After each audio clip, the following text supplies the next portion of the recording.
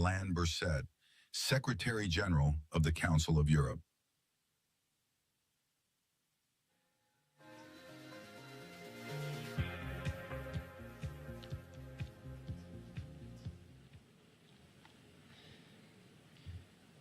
President Khachaturian, Prime Minister Pashinyan, President Macron, Minister Mizoyan, Excellencies, dear participants, it's a huge pleasure and a huge privilege for me to join you at the Yerevan Dialogue after the successful European Political Community Summit hosted in Armenia.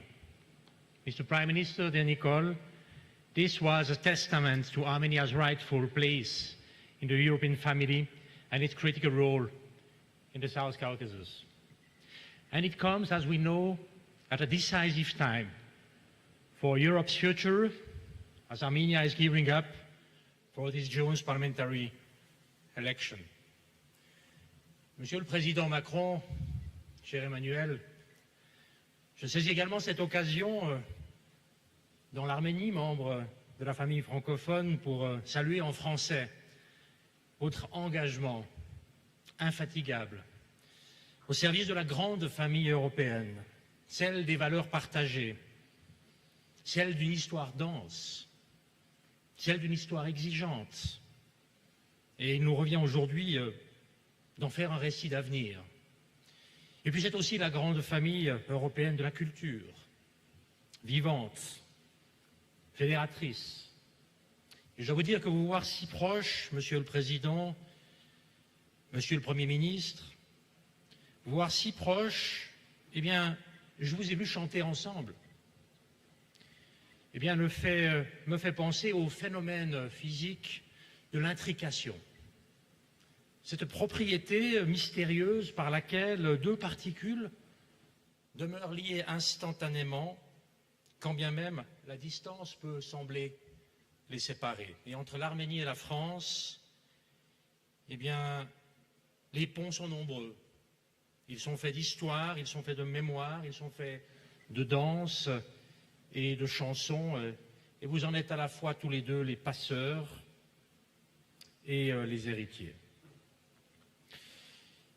The upcoming elections will be yet another test of democracy's strength in a Europe under huge pressure, both from outside and from within. And that is why Europe's security was at the center of the EPC summit, and rightly so. Russia's invasion of Ukraine has entered its fifth year with no end in sight.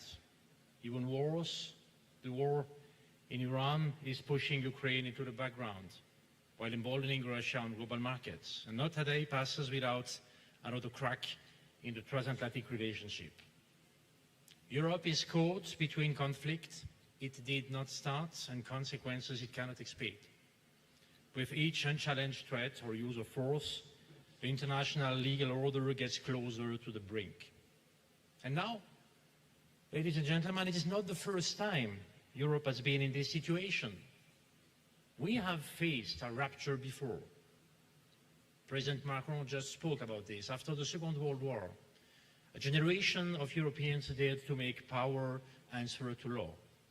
They had seen what happens when power goes unchecked and brutal force is all that is left.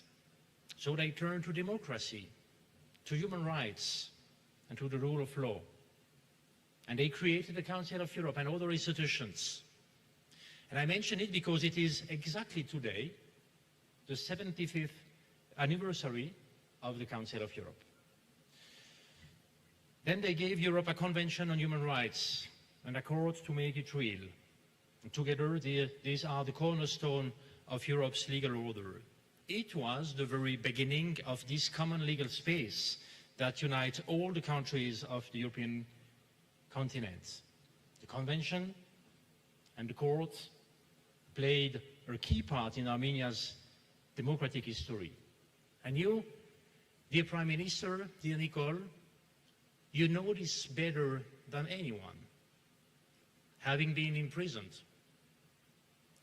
having patiently awaited the decision of the European Court of Human Rights, for ultimately having been vindicated.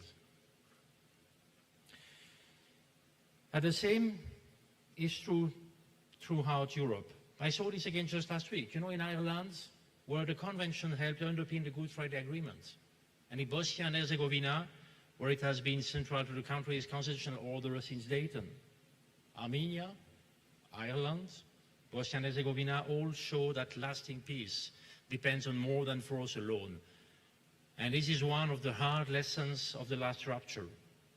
We cannot afford to forget it. Not when Europe is rearming at a scale we have not seen since the Cold War. And not while democratic trust is falling. We should ask ourselves, who might one day control that force? And what values are we really defending?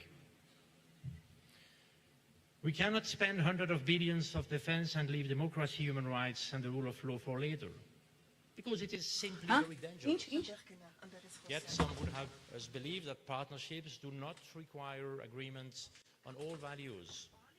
That we need to rely on the value of our strength, not just the strength of our values. And that middle powers must Ոչ մեր ուժը դարձնենք մեր իրավունքները, սա նոր մոտեցում է։ They call it realism. Սա կոչվում է ռեալիզմ։ But realism cannot Բայց be a blank ռեալիզմը չի կարող մի դատարկ չեք լինել կրկնակի ստանդարտների համար։ Ոչ էլ կարող է անվտանգությունը դառնալ պատճառ, որ օրենքի գերակայությունը խախտենք։ Սա կեղծ ընտրություն է եւ սա վտանգավոր խաղ է Եվրոպայի խորհրդի եւ կայունության դեմ։ when force begins to replace law.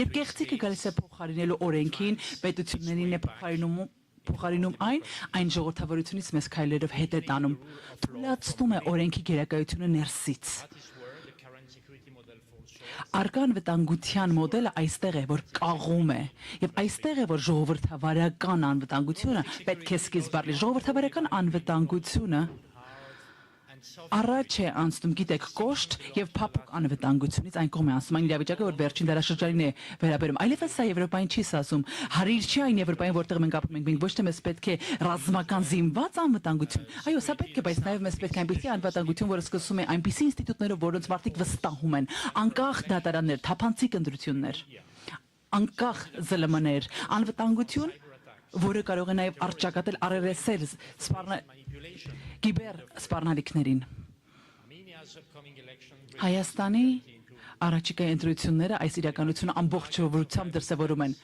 Թիրախ ենք եղել դուք որպես ապատեղեկատվության հիբրիդային հարձակումների։ Եվ տեսնում ենք շատ նման ուրվագծեր Չեխիայում, Մոլդովայում բոլոր ընտրական փուլերի ընթացքում եւ սրա մեծ մասը առցանց ստեղծված արհեստական բանականության հեղափոխության միջոցով ստեղծված ապատեղեկատվությունն է։ Այս ամենի պատասխանը ոչ թե պետք է վախենալ տեխնոլոգիայից, այլ պետք է պաշտպանել ժողովրդավարական ընտրությունը։ policing speech. That is why we are developing a framework convention on foreign information, manipulation and interference. It was an interesting discussion yesterday at the EPC. Thank you again. Շատ շնորհակալ եմ, հարգելի պարոն վարչապետ, շնորհակալ ենք այս հրաշալի միջոցառման համար, որ դուք կազմակերպել եք 46 countries that have been 46 երկրների համար, ովքեր հրավիրված են եղել այստեղ։ Սա պետք է անկյունակար լինի մեր ընդհանուր իրավական դաշտում։ Պայքարելու ապատեղեկատվության եւ օտար միջամտությունների դեմ։ Եկող շաբաթ մենք ասելու ենք պետք է դադարեցնել մանիպուլյացիաները մեր ընտրությունների ընթացքում, դպրոցներում, ԶԼՄ-ներում։ Պետք է դադարեցնել ապատեղեկատվությունը։ Ժողովրդավարական անվտանգությունը շքեղություն չի այսօրվա համար։ Սա հենց այն է, ինչ հասարակությունները միասին է պահում, ամուր է պահում իր պատերազմը, տեխնոլոգիաները, միգրացիան, կլիմայի փոփոխությունը եւ ապատեղեկատվությունը մեր ինստիտուտները ճշմարտ տակ են դնում։ Դա հենց այն է, ինչ հաշվետվողականությունը բարձր է պահում, երբ կա մարդկային ճգնաժամեր։ Այն ավելի ակներև չի կարող լինել որևէ տեղ, քան Ուկրաինայում։ Շնորհակալ եմ պարոն նախագահ Ֆրանսիային, որ միացել եք այս հատուկ տրիբունայի կառավարմանը միանալու համար։ Ամփոփելով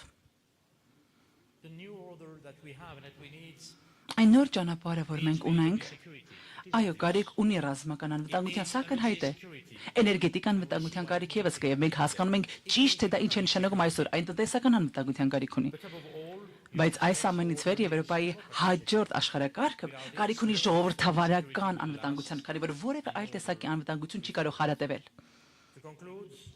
Եզրափակելով Այսպիսի պայթյունավտանգ օրերում, այս ոչ հանդարտ օրերում մեր եվրոպական ընդհանուր նպատակն է ոչ թե հասնել այն, ինչ մենք քաղաքականորեն կարող ենք, այլ հասնելու այն ամենին, ինչ Եվրոպան կարիքը ունի, լինել իրավական, ժողովրդավար շրջանակներ ստեղծել, որը կայունության, խաղաղության ջատագով կլինի